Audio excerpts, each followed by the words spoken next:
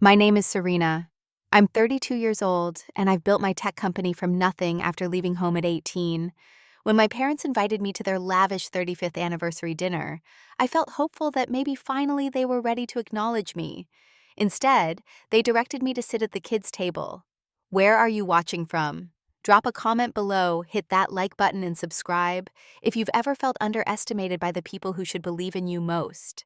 I never had the picture-perfect relationship with my parents that you see in Hallmark movies. Harold and Diana Montgomery always had exacting standards, but somehow, no matter what I achieved, it was never quite enough. My sister Jessica and brother Marcus seemed to have figured out the formula to win their approval, but that recipe always eluded me. Growing up in our suburban Chicago home, the pattern was established early. Jessica, 2 years younger than me, was the golden child, beautiful, socially adept, and willing to follow our parents' carefully laid plans for her life path. She eventually became the attorney they always wanted, joining a prestigious firm, and marrying the son of one of my father's business associates. Marcus, 4 years older, was the dutiful son who joined my father's investment firm straight out of college. He never questioned their expectations, always showed up to family events with the perfect wife, and eventually 3 perfect children, who were paraded around like trophies at every gathering. Then there was me, stubborn, independent, creative Serena. From an early age, I questioned everything, had my own ideas, and refused to simply fall in line. When my father suggested I pursue accounting, I took art classes. When my mother pushed me toward sororities in college, I joined the entrepreneurship club instead. "Why can't you just do what we ask for once?" my mother would say with that particular sigh she reserved only for me. "Your brother and sister never give us this trouble." The comparisons were constant and cutting. At family dinners, my father would toast to Jessica's academic achievements or Marcus's latest promotion, while my accomplishments received cursory acknowledgement if mentioned at all. "Jessica made valedictorian," my mother would announce proudly to relatives, before adding as an afterthought, "and Serena got a B+ in her business class." Never mind that I was simultaneously running a small campus business selling custom artwork that was actually turning a profit. That didn't fit their definition of success. The breaking point came during my senior year of high school. I had applied to several art and business schools, hoping to combine my creative talents with entrepreneurial skills.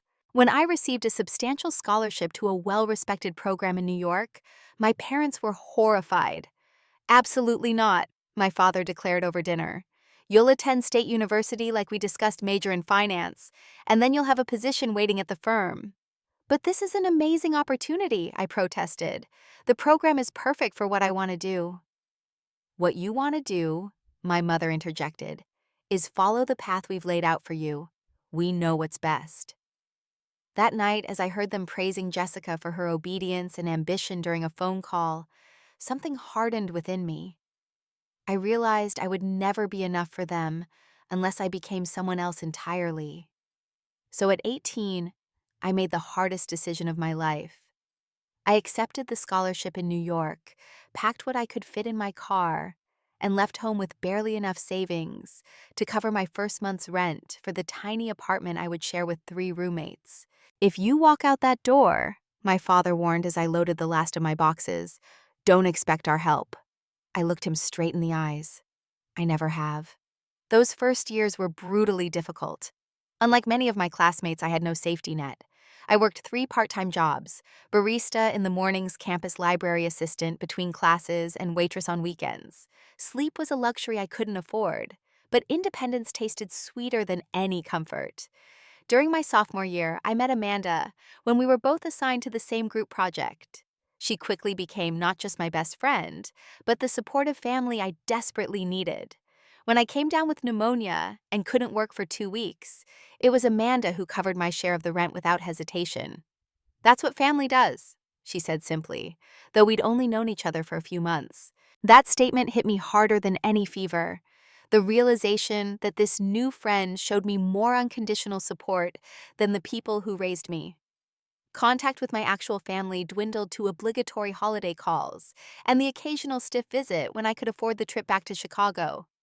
Each interaction followed the same pattern: polite inquiries about my life that barely masked their disapproval, followed by extensive updates on Jessica's law school success or Marcus's growing family and rising position at the firm. After graduation, I took an unpaid internship at a digital marketing agency while continuing to wait tables at night. The schedule was grueling, but the experience was invaluable. Within 6 months, they offered me an entry-level position, and I threw myself into the work with everything I had. My career progression wasn't meteoric, but it was steady. From junior marketing associate to team leader, then to project manager, and eventually marketing director. Each step earned through late nights, innovative campaigns, and a determination that burned like a pilot light, never extinguishing no matter how strong the headwinds. 4 years ago, after saving every possible dollar and securing a small business loan, I took the leap and founded my own digital marketing and app development company, Stratosphere Digital. The first year was terrifying, reminding me of those early college days when ramen was a luxury. But by year 2, we had secured several major clients, and the business began to stabilize. Throughout these years of struggle and growth, my relationship with my parents remained distant and strained. I sent them Christmas cards with updates about my career, but their responses were tepid at best. When I called to share that I'd been featured in a business magazine's 30 Under 30 list, my mother's primary response was to ask if I was dating anyone serious yet, while my father wondered aloud if my little business was actually profitable. The truth was, by that point, my little business was generating more annual revenue than my father's department at his firm. A fact I kept to myself, having learned long ago that my achievements would never be enough to change their perception of me. Last Thanksgiving, when I declined their invitation due to an important client meeting, my mother's voice had taken on that familiar disappointed tone. "Family should come first, Serena. Jessica and Marcus always make time no matter how busy they are." I had swallowed my response, that perhaps family should work both ways, and promised to try to visit soon. The truth was, each interaction left me emotionally drained, feeling like that insecure teenager again, rather than the successful businesswoman I had become. For a decade, this had been our status quo: minimal contact, maximum judgment, and a growing chasm of unspoken hurts. I had made peace with it, focusing instead on building my business and nurturing the chosen family of friends who accepted and supported me unconditionally. Until that unexpected phone call changed everything. The call came on a Tuesday afternoon in May, right in the middle of a strategy meeting. When I saw my mother's name on my phone screen, I almost let it go to voicemail. Our monthly check-in wasn't scheduled for another 2 weeks. Something made me excuse myself from the meeting and answer. "Serena, darling." My mother began, her voice carrying that formal warmth she used for social occasions. "Your father and I have been doing some thinking." My guard immediately went up. Experience had taught me that my parents' thinking rarely resulted in anything positive for me. "We're celebrating our 35th wedding anniversary next month," she continued, "and we're planning quite an elaborate dinner at the house. The renovations are finally complete, and we want to show off the new space to our friends and family." I made an appropriate noise of acknowledgement, waiting for the other shoe to drop. "We'd very much like you to attend," she said, surprising me with what seemed like genuine enthusiasm. "It's on the 18th, a Saturday. We're flying Jessica and her husband back from London, and of course Marcus and his family will be there. All the extended family too, plus several of your father's business associates and their families." "That sounds impressive," I replied carefully. "What's the occasion beyond the anniversary?" My parents had never been the type to throw lavish parties without strategic networking opportunities involved. "Well," my mother paused delicately, "your father recently secured the Westbrook account, which is cause for celebration. And we've been thinking it's time to improve our family relationships. We've missed you, Serena." That last statement nearly made me drop my phone. In 14 years, I couldn't recall my mother ever expressing anything resembling longing for my presence. "It would mean a lot to us if you came," she added. "Many people have been asking about you since your company has been getting attention. The Richardson's son is quite impressed with what you've built." And there it was, the real reason for the invitation. My success had finally reached a level where it reflected well on them. I had become a bragging point rather than an embarrassment. I should have felt angry, but instead, a small, stubborn ember of hope flickered to life. Perhaps this was their awkward way of extending an olive branch. Maybe they were finally ready to see me as I was, rather than as the disappointment I had never been. "I'll check my calendar," I said, trying to keep my voice neutral, "but I think I can make it work." "Wonderful." My mother sounded genuinely pleased. "It's black tie, of course. I'm sure you have something appropriate to wear." The slight edge in that last comment wasn't lost on me, but I chose to ignore it. "I'll find something suitable," I assured her. After hanging up, I sat alone in the conference room for several minutes processing the conversation. Part of me, the wise self-protective part, warned that this was setting myself up for disappointment. But another part, perhaps the daughter who had never stopped seeking parental approval, whispered that people could change. Maybe, just maybe this was the beginning of healing. When I called Amanda that evening to discuss the invitation, her skepticism was evident. "They suddenly want to play happy family now that you're successful enough to impress their friends," she asked bluntly. "That timing doesn't strike you as convenient?" "Of course it does," I admitted, curled up on my sofa with a glass of wine. "But what if this is their way of acknowledging they were wrong? People express regret in different ways." Amanda sighed. "I know you want that relationship with them, Serena. I just don't want to see you hurt again. You've worked too hard to build yourself up." "I'll keep my expectations realistic," I promised. "But I think I need to try. If nothing else, I can show them exactly who I've become, without their help." The next day, I confirmed my attendance and the preparations began. If I was going to return to my parents' world, I would do so on my own terms as the successful woman I had become. I scheduled an appointment with a personal shopper at Nordstrom, someone I had worked with for important client meetings. Together, we selected a midnight blue Versace gown that was elegant without being flashy, paired with the diamond earrings I had bought myself when Stratosphere landed our first $1 million contract. For a gift, I wanted something meaningful, yet impressive. After considerable thought, I commissioned matching Patek Philippe watches for my parents, customized with their initials and wedding date engraved on the back. The price made me wince, $32,000 for the pair, but they represented exactly what I wanted to convey.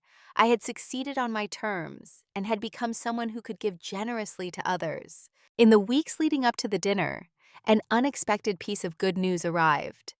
A venture capital firm had decided to invest $2 million in Stratosphere's expansion into AI-driven marketing solutions. The timing couldn't have been more perfect. I would arrive at my parents' celebration not just as a modestly successful entrepreneur, but as the CEO of a company that serious investors believed in. The day of the dinner, I woke early despite having slept poorly. Nervous energy propelled me through my morning routine and a brief check-in with my office. By 3 o'clock, I was in my car beginning the 2-hour drive to my parents' suburban estate. As I drove, memories surfaced with each familiar landmark. Passing my old high school, I recalled the art teacher who had first encouraged my creativity and business sense when I sold hand-designed t-shirts to classmates. Near the town center, I glimpsed the local diner where I'd worked summers, saving every penny for my escape fund. These places had once represented confinement, a life mapped out by others. Now returning as the woman I had fought to become, they seemed smaller, less intimidating. The realization brought a calm confidence. Whatever happened tonight, I had proven my path was valid, to myself if to no one else. When I pulled into my parents' circular driveway already lined with luxury vehicles, I took a final moment for myself. "You belong here," I whispered to my reflection in the rearview mirror. "Not because they say so, but because you've earned your place." With that affirmation, I gathered my evening bag and the elegantly wrapped gift box and stepped out into the warm June evening. My parents' home had always been impressive, but the recent renovations had transformed it into something from an architectural magazine. The familiar colonial facade had been modernized with expanded windows and a grand entrance portico supported by marble columns. Immaculate landscaping framed the approach to the house, while discreet lighting highlighted water features and specimen trees. A young man in a formal uniform greeted me at the door.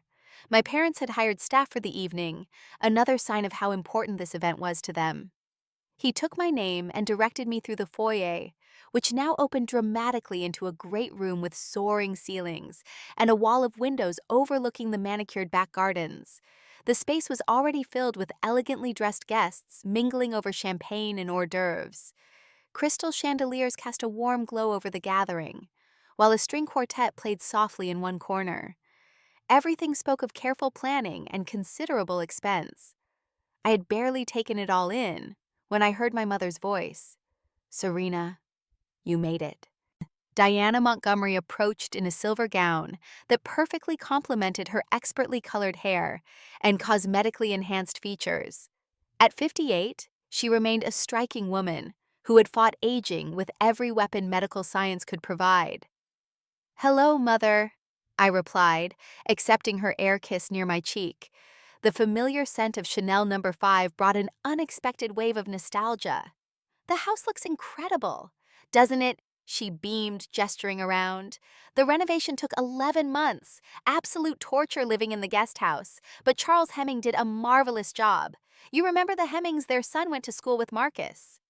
And there it was, the instant family name-dropping. Some things never changed. "The place looks great," I said, keeping my tone light. "Where's Dad?"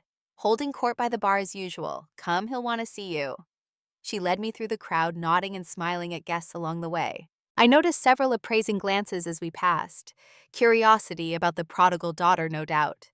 We found my father deep in conversation with two men in nearly identical tuxedos. Harold Montgomery had aged well, his full head of silver hair and trim physique, giving him a distinguished appearance at 60. When he saw us approach, he excused himself from his companions. "Serena." His smile didn't quite reach his eyes as he leaned in for a brief, awkward hug. "Glad you could make time for us." The subtle dig wasn't lost on me, but I maintained my composure. "I wouldn't miss it. Congratulations to you both on 35 years. Before he could respond, a familiar voice called out, "Is that my big sister finally gracing us with her presence?" Jessica approached, champagne flute in hand, her husband trailing behind. My sister had always been conventionally beautiful, and the years had only refined her features. Her blonde hair was swept into an elegant updo.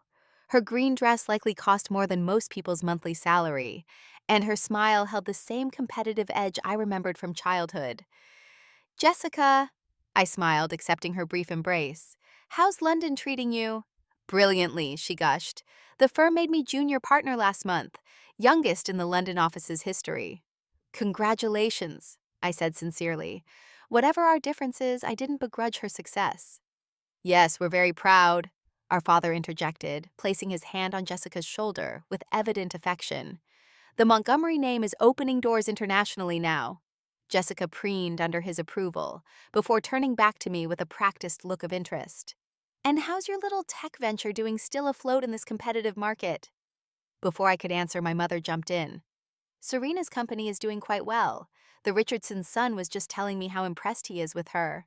What do you call it? Dear app development." The way she said it made my complex digital marketing ecosystem sound like a child's science project, but I maintained my smile. "Among other services, yes. Actually, we just secured a significant investment to expand our AI division." "How fascinating," Jessica replied, with the tone one might use to discuss a mildly interesting documentary. "I suppose there's quite a market for those social media things these days." I bit back a correction, explaining that Stratosphere developed enterprise-level marketing solutions, not social media things, when Marcus appeared with his wife Rachel and their 3 children in tow. "The gang's all here," my brother announced with his trademark hearty confidence. Time had thickened his waistline, but not dulled his commanding presence. As the heir apparent to our father's position, Marcus had cultivated the same authoritative manner. More stilted hugs and polite inquiries followed. Marcus mentioned his recent promotion to Executive Vice President. Rachel updated everyone on their home renovation, apparently inspired by our parents, and the children were prompted to recite their latest academic and extracurricular achievements.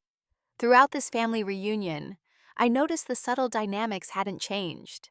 My parents beamed at Jessica and Marcus, asking detailed questions about their accomplishments. When the conversation briefly turned to my company, their questions revealed they had either paid little attention to my Christmas updates or simply didn't consider my work worth remembering. "So, you help companies with their websites?" my father asked, frowning slightly. "Among other things, I replied evenly. We provide comprehensive digital marketing strategies, custom app development, and now AI integration for businesses across several industries. We have clients in 28 states and are expanding internationally next quarter. How nice, my mother said vaguely. Oh, there are the Wilsons Herald. We should go greet them. As my parents drifted away, I found myself surrounded by extended family I rarely saw.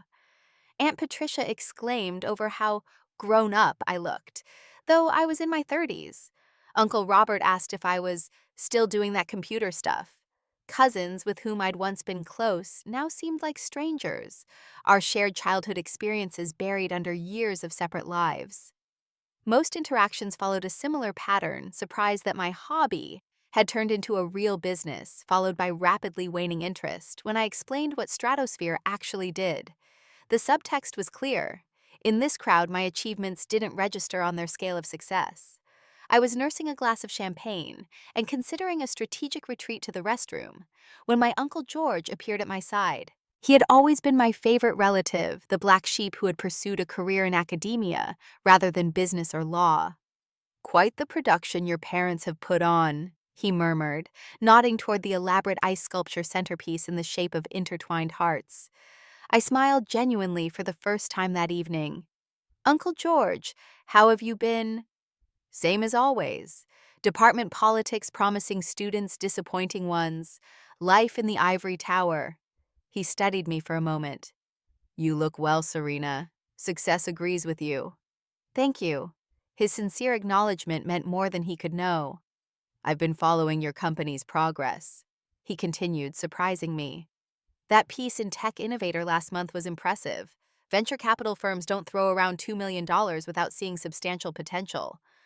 I blinked, touched that he had not only read about my business, but remembered specific details.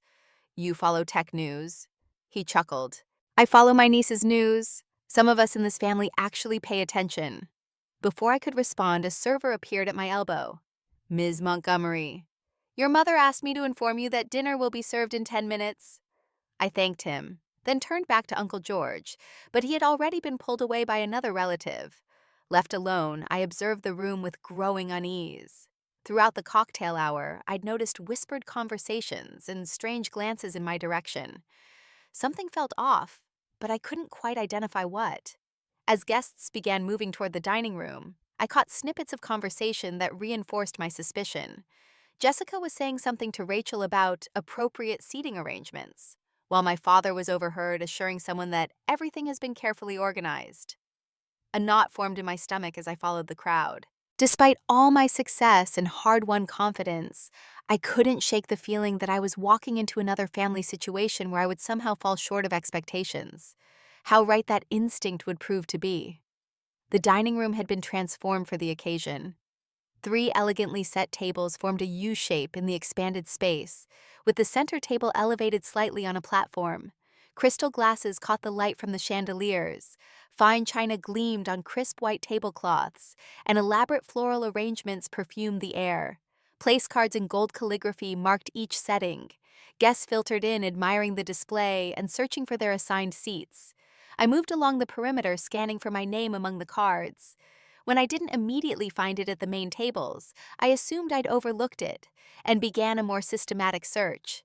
That's when my mother approached wearing a smile that didn't reach her eyes. Serena, dear, there you are. I'm looking for my place card, I explained. I don't seem to be at any of these tables. My mother's hand fluttered to her pearl necklace, a nervous gesture I recognized from childhood, usually preceding uncomfortable news. Oh, well, we had to make some last-minute adjustments to the seating chart. With so many important guests, your father needed to ensure his business associates were properly accommodated. The knot in my stomach tightened. So where am I seated? She turned slightly, gesturing toward the far corner of the room. We've set up a lovely table for the younger members of the family. The children were so excited when they heard you would be joining them. Following her gaze, I saw a smaller table positioned well away from the main arrangement. It was decorated more simply with colorful napkins and centerpieces clearly designed to appeal to children. Around it sat my nieces and nephews aged 7 to 14, along with 2 young cousins I barely recognized. The realization hit me like a physical blow. I was being relegated to the children's table. a 32-year-old successful businesswoman, seated away from the adults at my parents' anniversary dinner. The kids' table. I managed to keep my voice steady, though. Inside, I felt a storm of emotions: shock, humiliation, anger. "Oh, don't call it that," my mother said with a dismissive laugh that carried to nearby guests. "It's just a separate arrangement for the younger set. You've always been so good with children, and this way someone responsible can keep an eye on them." Several heads turned at this exchange. I caught Jessica's smirk from where she stood by the head table, whispering something to her husband. Marcus avoided my gaze entirely, suddenly very interested in adjusting his cufflinks. In that moment, the truth crystallized with painful clarity. This invitation hadn't been about reconciliation or recognition of my success. It had been about appearances, having the complete family present for photographs and superficial conversation, while still putting me firmly in my perceived place. Despite my achievements in this house, I remained the disappointing daughter who needed to be managed and marginalized. The familiar feelings of inadequacy threatened to resurface, but something stronger rose to meet them: a quiet dignity born from years of proving myself without their support or approval. Diana Montgomery watched me expectantly, perhaps anticipating an outburst or retreat. Instead, I straightened my shoulders and smiled pleasantly. "Of course," I said calmly. "No problem at all."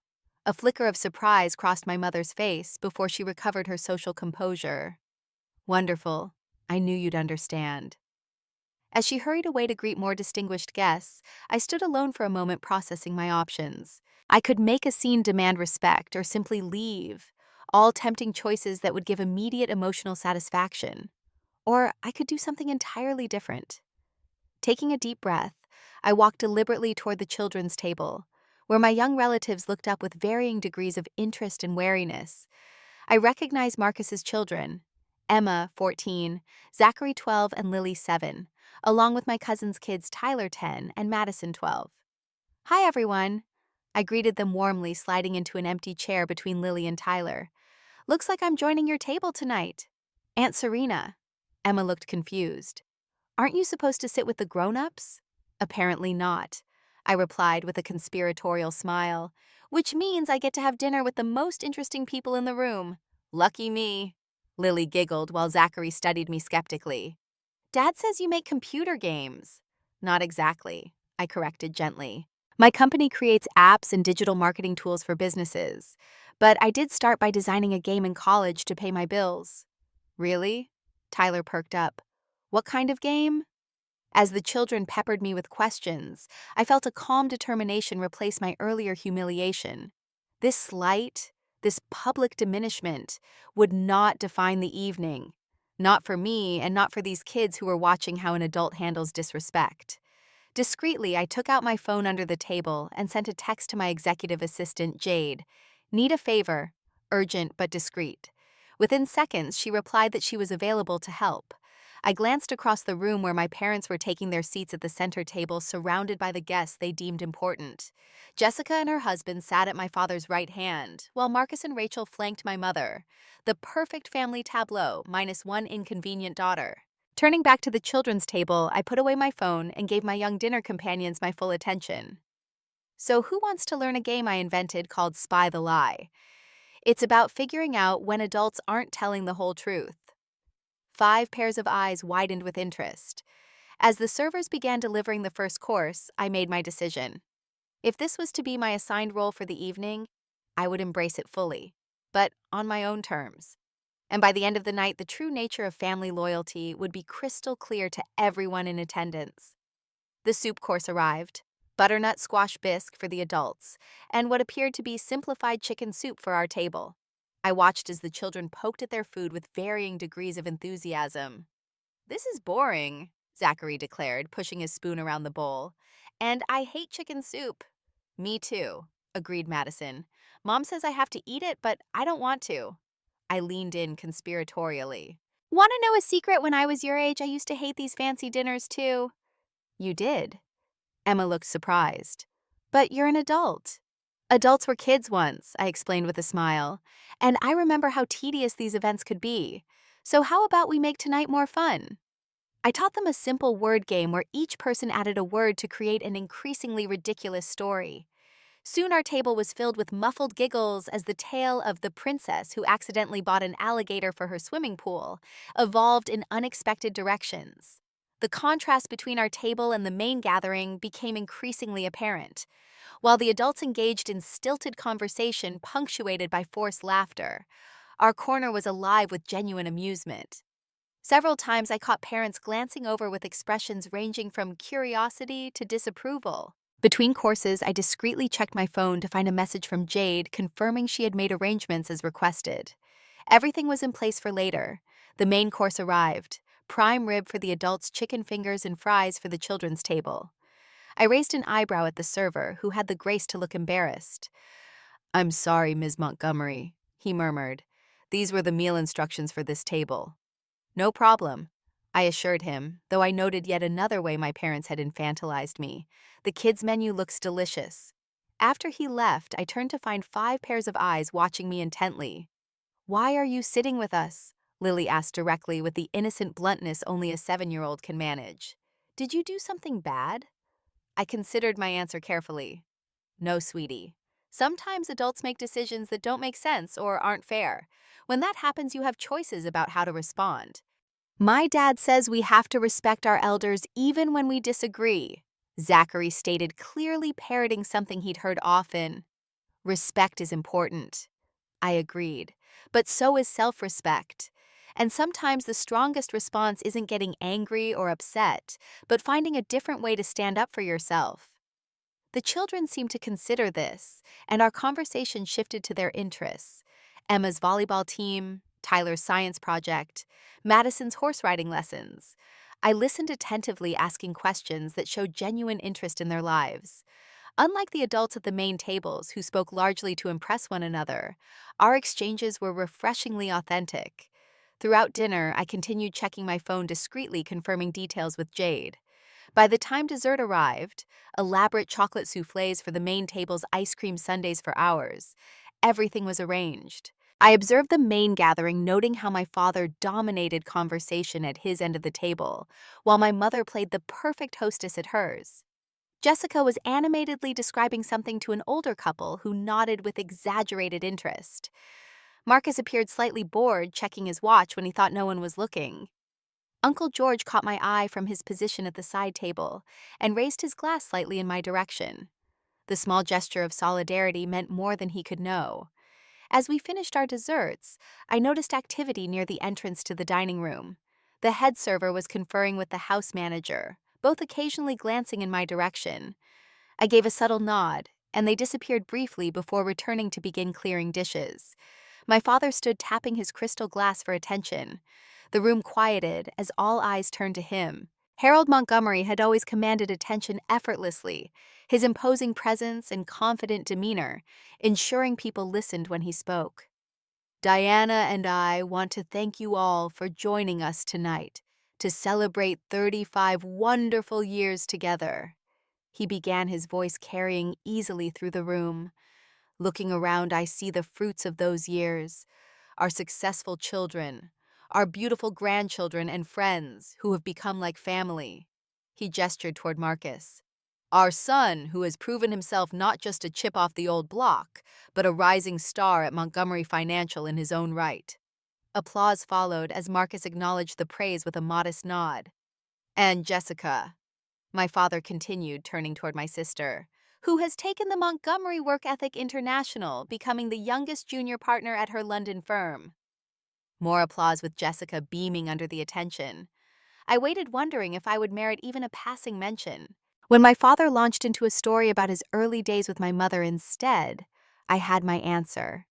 Diana joined him at the head table, adding her own carefully rehearsed remarks about family legacy and values.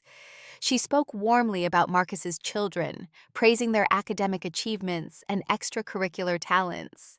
She mentioned Jessica's upcoming work on an important international case. Not once did either of my parents acknowledge my presence or achievements. To anyone unfamiliar with the family, it might have seemed I was merely a friend or distant relative, rather than their eldest daughter. As their speech concluded to appreciative applause, my father made a show of signaling for the check. And now, as tradition dictates, it's time for the host to settle the account. He chuckled at his own joke, earning indulgent smiles from the assembled guests. The house manager approached, leaning to whisper something in my father's ear. Harold's expression shifted from congenial to confused. "What do you mean it's been taken care of?" he asked loudly enough for nearby guests to hear. The manager spoke again, this time audible to more of the room. "As I mentioned, sir, the entire event has been paid in full, including gratuities for all staff." A murmur ran through the gathering. My father's face darkened with confusion and the beginnings of anger. "By whom I gave no such authorization." The manager's eyes flicked briefly in my direction before returning to my father. "Ms. Serena Montgomery arranged for payment earlier this evening, sir. The full amount has been processed, along with a very generous bonus for the staff." The silence that followed was absolute. All eyes turned toward the children's table where I sat calmly meeting my father's stunned gaze. "That's not possible," my mother interjected, her social smile strained at the edges. "There must be some mistake." "No mistake, Mrs. Montgomery," the manager replied politely but firmly. "Ms. Montgomery provided her corporate card and arranged everything, including the open bar and additional champagne service." The buzz of conversation resumed now with an undercurrent of curiosity and surprise. I could see guests exchanging glances, reassessing the strange dynamic they had witnessed throughout the evening. My father recovered quickly, his businessman's instincts kicking in to salvage the situation. "Well, it seems our daughter has surprised us with a generous anniversary gift. Thank you, Serena." His words were correct, but his tone betrayed his discomfort. This was not how the evening was supposed to conclude in his carefully orchestrated plan. I smiled pleasantly from my seat at the children's table. "Happy anniversary, Dad. Mom, it's the least I could do." As the evening began winding down, guests approached to thank my parents and say their goodbyes. Many now made a point to stop by my table as well, suddenly curious about the daughter they had largely ignored earlier. "Your company is doing well, I take it?" asked one of my father's business associates with newfound interest. "We're fortunate to be in a strong growth phase," I replied simply. Jessica made her way over her expression, a mixture of irritation and calculation. "That was quite a statement, Serena. Trying to upstage Mom and Dad on their special night?" "Not at all," I replied evenly. "Just ensuring the celebration was properly handled." "You always did need to draw attention to yourself," she muttered low enough that only I could hear. "Strange," I responded quietly. "I was seated as far from attention as possible until a few minutes ago." She had no response to that, retreating to the safety of her husband's side with a final glare in my direction. My mother appeared next, her social mask firmly in place, despite the tension evident in her posture. "Serena, darling, that was unnecessary. Your father had everything arranged." "Consider it my gift," I said, rising from the children's table at last. "Which reminds me." I retrieved the elegantly wrapped package I had brought and placed it in her hands. "For you and Dad. Happy anniversary." She accepted the box automatically, her practiced smile wavering slightly. "How thoughtful." As the last guests departed and the staff began clearing in earnest, I made my rounds to the children, thanking them for being such wonderful dinner companions. I promised Emma I'd attend her next volleyball tournament if I was in town, and told Tyler I'd send him some resources about app development since he'd expressed interest. My father stood by the entrance to the dining room, watching these interactions with an unreadable expression. When I approached him, he seemed to be struggling for words, an unusual state for a man accustomed to controlling every conversation. "That was quite a display," he finally said, keeping his voice low. "What exactly were you trying to prove?" I looked directly into the eyes so similar to my own. "Nothing that wasn't already evident, Dad. If you felt slighted by the seating arrangements, there were more mature ways to address it." "I didn't feel slighted," I corrected him gently. "I was slighted. There's a difference. But it's not about the seating, and I think you know that." He frowned, uncomfortable with being challenged. "Your mother and I invited you here as family. We're trying to bridge the gap you created when you left." The audacity of rewriting history so completely nearly took my breath away. The gap existed long before I left Dad, and tonight made it clear nothing has changed except perhaps my ability to see the situation clearly. I reached out and squeezed his arm briefly. "Thank you for inviting me. I actually had a wonderful evening with the children. They're incredible people. You should spend more time getting to know them." Without waiting for his response, I said my final goodbyes and walked through the grand foyer toward the exit. Uncle George intercepted me just before I reached the door. "That was quite something," he said with a glint of admiration in his eyes. "Too much?" I asked, suddenly uncertain. He shook his head. "Just right. Some lessons need to be delivered with quiet dignity rather than confrontation. You chose the path of grace." I hugged him tightly. "Thanks for seeing me, Uncle George. The real me." "Always have," he assured me. "Keep in touch this time, will you? I'd like to hear more about this company of yours when we're not surrounded by all this." He gestured vaguely at the opulent surroundings. With a final wave to my nieces and nephews, who returned it enthusiastically, I stepped into the warm summer night.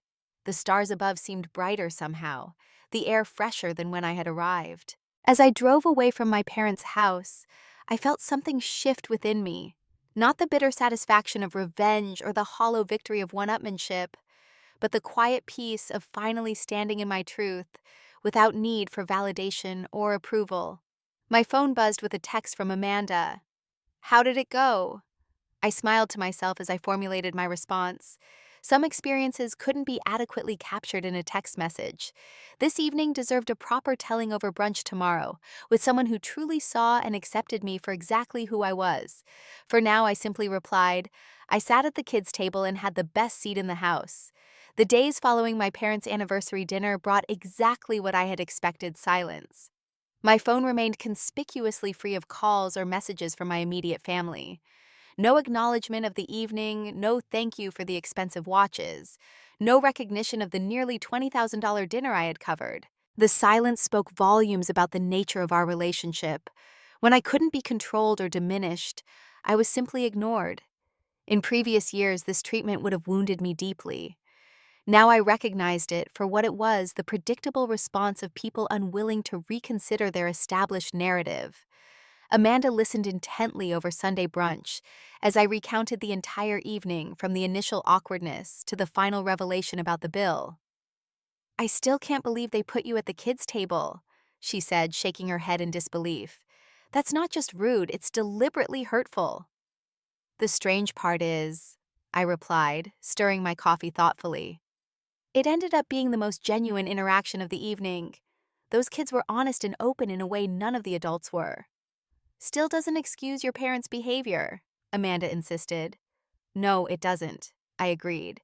"But it helped me see something important. All these years, I've been seeking validation from people fundamentally incapable of giving it. Not because I'm unworthy, but because acknowledging my worth on my terms would require them to question their entire value system." Amanda reached across the table to squeeze my hand. "That's some expensive therapy you got for the price of a dinner." I laughed. "Worth every penny." 3 days after the dinner, my phone lit up with a text from an unexpected source: Emma, my 14-year-old niece. "Hi, Aunt Serena. Mom doesn't know I'm texting. Just wanted to say dinner was cool. You're not like the other grown-ups." The simple message touched me more deeply than I expected. I replied carefully, aware of the delicate balance. "Thanks, Emma. Enjoyed getting to know you better. My offer stands about your volleyball tournament." Over the next week, small connections emerged from surprising quarters. Uncle George emailed to suggest lunch the next time I was in the city. Tyler's mother, my cousin Jennifer, reached out to ask about resources for coding classes, mentioning that Tyler hadn't stopped talking about app development since our conversation. Most touching of all was a handmade card that arrived in the mail from Lily, Marcus's youngest. In wobbly handwriting, she had written, "Thank you for making dinner fun. Can you sit with us next time too?" She had drawn a picture of what appeared to be the two of us at a table surrounded by ice cream sundaes. These small gestures reinforced what I had begun to understand that evening. Family connections could be meaningful and genuine, but sometimes they formed in unexpected places with unexpected people. 10 days after the dinner, my phone finally displayed my mother's name. I answered with neutral expectations. "Serena," she began without preamble, "your father and I have been discussing the events at our anniversary dinner." "I'm listening," I replied, keeping my tone even. "While we appreciate the gesture," of paying for the evening the way you went about it created an uncomfortable situation for us with our guests.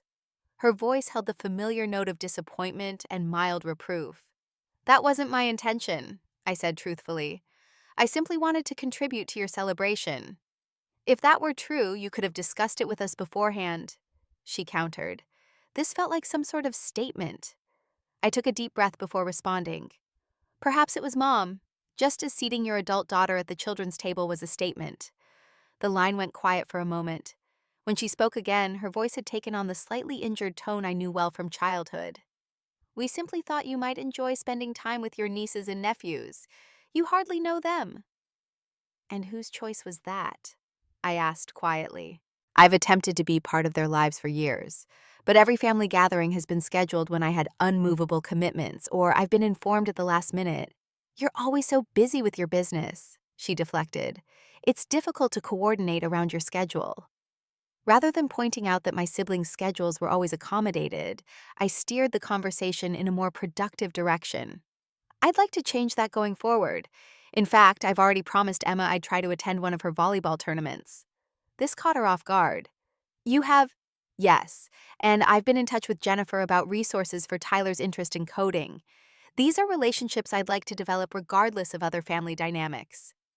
The silence that followed suggested she was recalibrating her approach. Finally, she said, Well, that would be nice for the children. It would be nice for me, too, I added gently. After another pause, she changed subjects abruptly. The watches you gave us were quite extravagant. Your father says they're collector's pieces. I thought you might appreciate them. Dad always admired the craftsmanship of fine timepieces. They're lovely, she admitted, though we haven't had occasion to wear them yet. The conversation meandered through safer topics after that. The weather, a charity function, she was organizing a neutral inquiry about my work that required only a surface-level response. We both maintained the polite fiction that our relationship was simply that of a mother and daughter with busy lives, rather than the complex, wounded connection it actually was. As we prepared to end the call, I decided to offer one small opening. Mom, if you and Dad would like to see my company sometime when you're in the city, I'd be happy to give you a tour. You might understand better what I've built if you saw it firsthand. That's a generous offer, she said, sounding genuinely surprised. I'll mention it to your father. We both knew it was unlikely they would take me up on it, but the invitation itself represented a shift, me reaching out from a position of strength rather than need. After hanging up, I sat with my thoughts for a while. The call had gone much as expected, with no real acknowledgement of the deeper issues at play. Yet something had changed, not in my parents' perception, but in my response to it. Where once I would have felt hurt and frustrated, now I felt a calm clarity.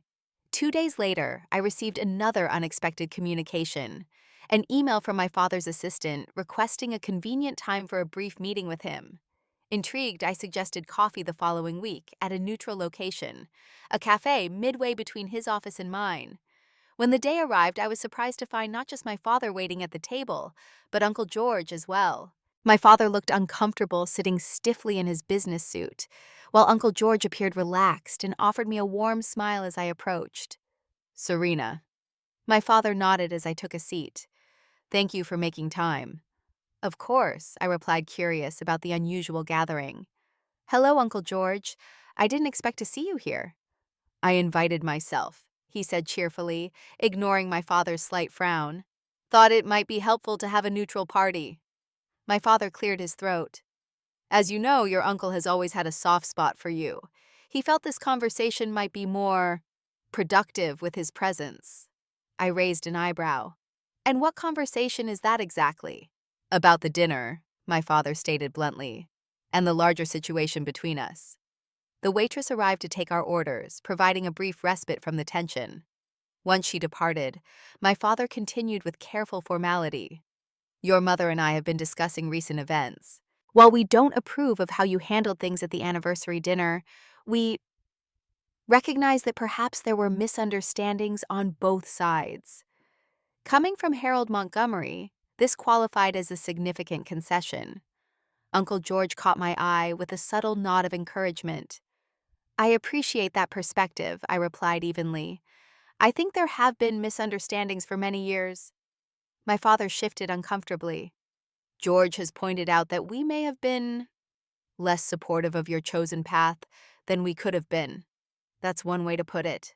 Uncle George muttered into his coffee cup.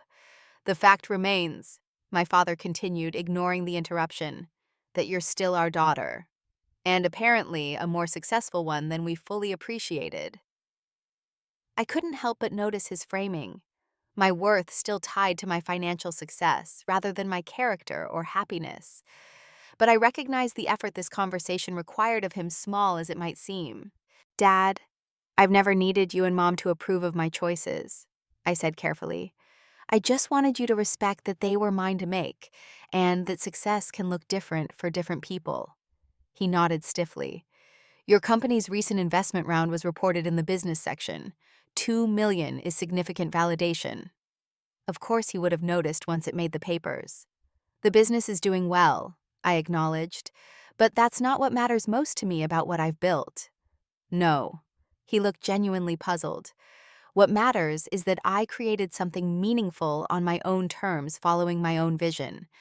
The financial success is gratifying, but secondary to the satisfaction of building something authentic to who I am.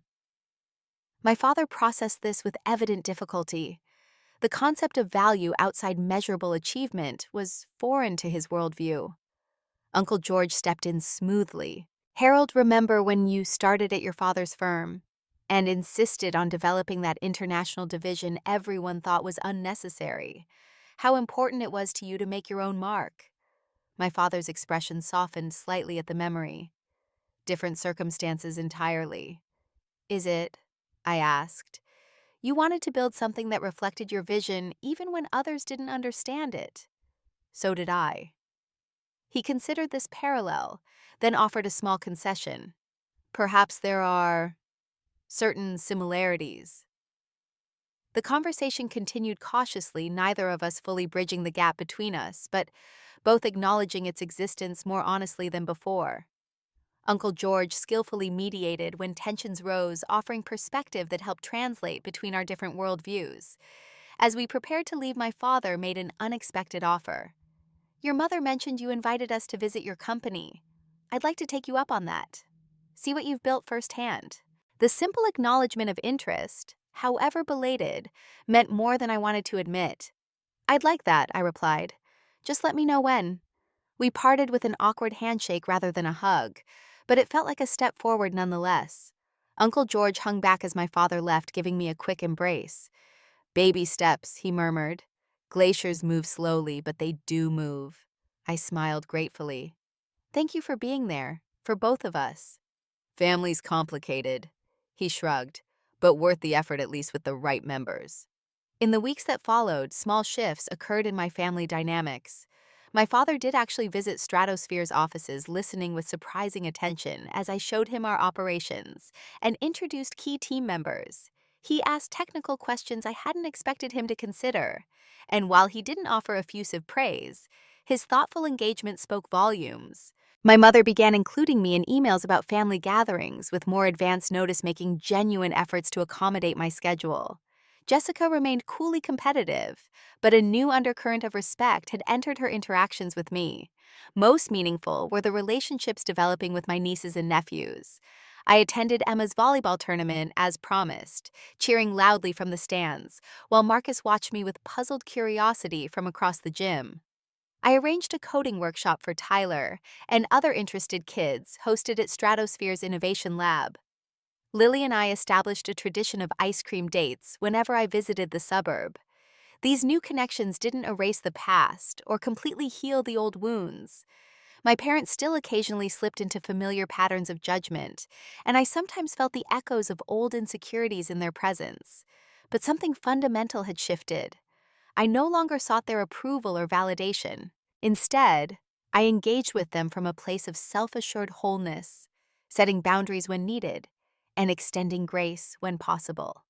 6 months after the infamous dinner, I hosted a holiday gathering at my downtown loft, my first time welcoming family into my personal space. As I watched Uncle George chatting animatedly with my team members who had joined the celebration, Emma showing Amanda pictures from her volleyball season, and even my parents making polite conversation with my friends, I realized I had created something powerful, a gathering where different parts of my life could coexist, where I could be fully myself without apology or diminishment. There was no kids' table in my home. Everyone had a place of honor recognized for their unique contributions to my life. And in creating that environment, I had finally internalized the most important lesson of all. True family sees you, respects you, and celebrates you exactly as you are, whether related by blood or bound by choice. When I look back at that anniversary dinner now, I see it as the turning point it truly was. Not because I made some dramatic statement by paying the bill, but because that evening forced me to finally see my family dynamics with clear eyes and make conscious choices about how to move forward. The journey hasn't been easy.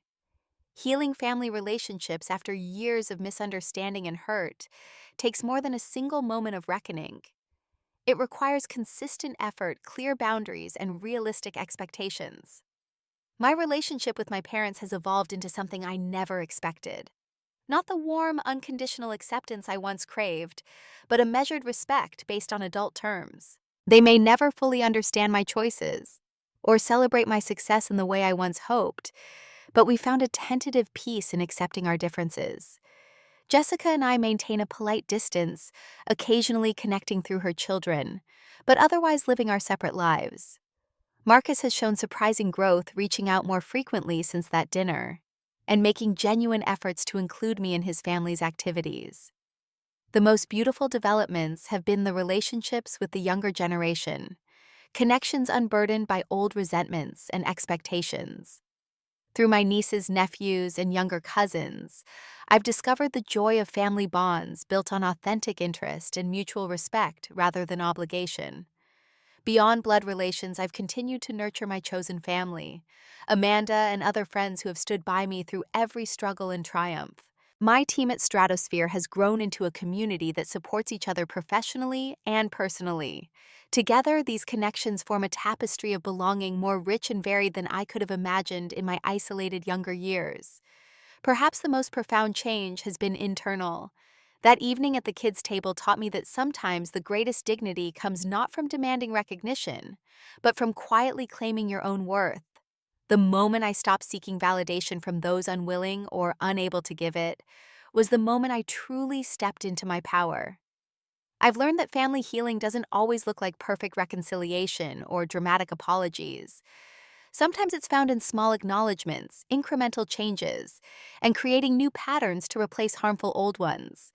It's about accepting what is possible while protecting yourself from continued harm. Most importantly, I've discovered that the family table I truly belong at is the one I create myself, where everyone is valued, differences are respected, and no one is diminished to make others feel superior. In my home and in my company, I've built spaces where that philosophy guides every interaction. If you've ever felt like the odd one out in your own family relegated to the metaphorical kids' table, despite your achievements and growth, know that you're not alone. Your worth isn't determined by others' ability to recognize it. The most powerful response to being underestimated isn't anger or resentment, but living well and creating your own circle where you and others are truly seen. Have you ever been underestimated by family or put in a situation where you weren't given the respect you deserved? How did you handle it? I'd love to hear your stories in the comments below. And if this resonated with you, please hit that like button and subscribe to hear more real-life experiences. Your support means everything as we navigate these complex human journeys together. Thank you for listening. And remember, the table you belong at might be the one you haven't built yet.